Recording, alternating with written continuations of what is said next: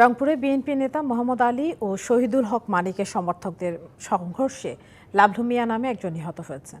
অন্যদিকে মাদারীপুরে আধিপত্য বিস্তারকে কেন্দ্র করে এক ইউপি সদস্যকে কুপিয়ে জখম করা হয়েছে।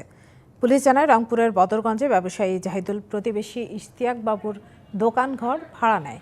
চুক্তির মেয়াদ শেষ হয়েছে জানিয়ে দোকানের তালা দেয় ইশতিয়াক। দুপুরে তালা খুলে দেওয়ার দাবিতে কেন্দ্রীয় শহীদ মিনারে মানববন্ধন ও প্রতিবাদ সভা করতে গেলে সংঘর্ষ শুরু হয়। এ সময় জাহিদুলের পক্ষে ইউপি চেয়ারম্যান শহীদুল হক মানিক এবং ইশতিয়াক বাবুর পক্ষে মোহাম্মদ আলী সরকারের সমর্থকরা অস্ত্র নিয়ে পাল্টা হামলা চালায়।